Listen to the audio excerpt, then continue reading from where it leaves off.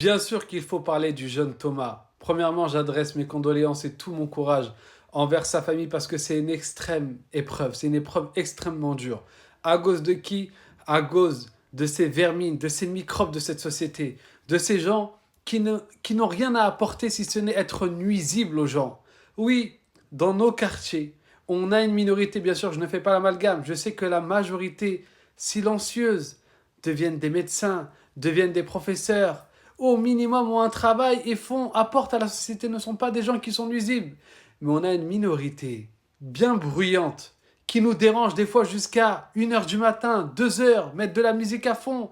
Oui, ces jeunes-là, là. Bah oui, parce qu'un arbre qui tombe fera toujours plus de bruit qu'une forêt qui pousse. Mais il faut dénoncer, on en a tous marre. Il n'y en a pas un qui n'en a pas marre de vous. Il n'y en a pas un qui est fier de vous voir. Non, on en a marre de vous. Alors oui, certes, certains parents ont une responsabilité, bien sûr. Il y a certains parents, je ne sais pas dans quel monde vous vivez, dans quel Disney, puisque vous êtes là, vous trouvez ça normal que votre enfant rentre à 23 heures, rentre à minuit, rentre à 1 heure, traîne avec des gens dehors dont vous ne savez rien.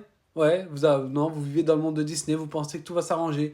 Jusqu'à ce que la police vienne à 6 heures du matin chez vous, quand vous vous faites réveiller et que vous pleurez, là vous commencez à réaliser que il y avait une éducation à apporter à ces enfants. C'était pas juste les nourrir et les laisser sortir dehors toute la journée. Mais bon, l'éducation reste qu'une influence. Lorsque tu as 14 ans, 15 ans et que ton esprit critique se développe, tu es parfaitement capable d'établir des choix.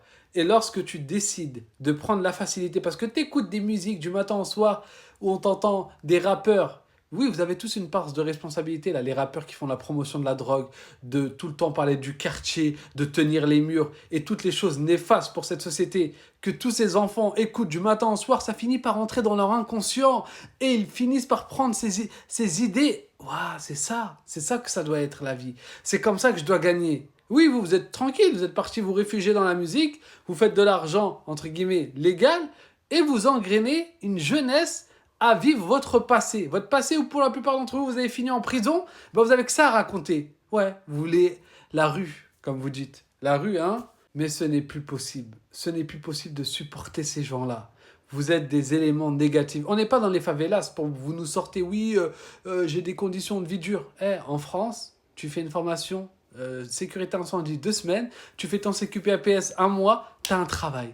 Tu as un travail direct. Je te le dis, le mois qui suit, tu trouves je ne sais combien d'emplois, tu travailles, tu as un CDI. Mais vous avez la flemme de gagner de l'argent comme il faut. Proprement, non. Vous voulez beaucoup d'argent parce que dans vos musiques, on vous fait croire qu'avec la drogue, oui, en faisant ça, en faisant ci, vous allez récolter. Et au final, vous finissez quoi? En prison. Vous faites pleurer vos mères, provoquer la colère divine sur vous.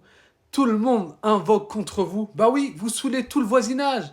Les musulmans, les non-musulmans, ils invoquent contre vous. Et oui, le prophète Ali Sadsemi nous dit que celui qui subit une injustice, tu vois ce kéfir que tu méprises là, ce mécréant, bah lui s'il invoque contre toi, Allah il lui accepte son invocation.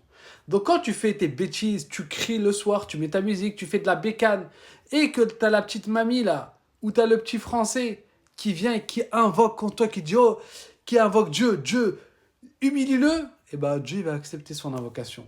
Parce que Dieu, il accepte toujours l'invocation de celui qui est opprimé, même si c'est un mécréant, même s'il est non musulman. Tu comprends la gravité de ton acte?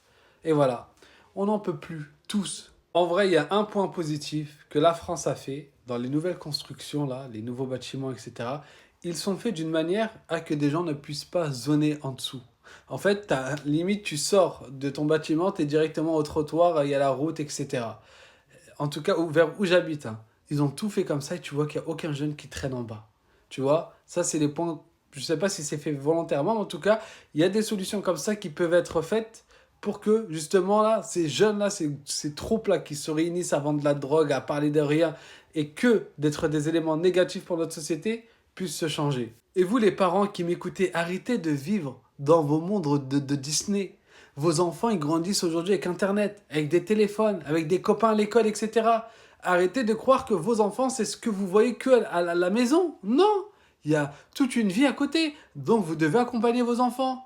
Vous devez les éduquer. C'est pas juste, est-ce que tu as fait tes devoirs? Non, c'est pas ça une éducation. Et même nous, les frères, on doit se réveiller. Les premières victimes de ces jeunes-là, c'est les gens de nos familles. C'est nos mères, c'est nos sœurs, elles sortent, elles sont là, il y a des mecs avec de la drogue, je sais pas quoi, dans les escaliers. C'est quoi ça, les frères?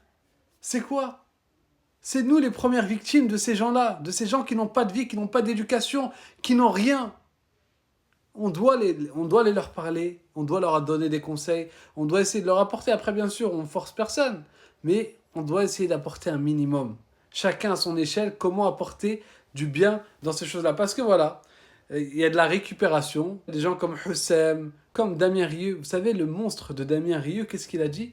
Il a dit, ils ont, en parlant entre guillemets de ce groupe qui s'est inventé dans sa tête, ils ont un AL et on a un Thomas chaque semaine. Mais espèce d'imbécile, va. Tu penses qu'on n'est pas contre ce qui lui est arrivé? Bien sûr que si. Autant on dénonce le fait que Naël a perdu la vie injustement, qu'un policier a été un criminel, pareil, on est en colère et on est contre ce qui lui est arrivé au jeune Thomas. On ne fait pas de différence. On ne fait pas de différence du tout. Parce que ce sont deux personnes à qui on a pris la vie injustement. Bref, en tout cas, beaucoup de courage à sa famille et toutes mes condoléances encore une nouvelle fois.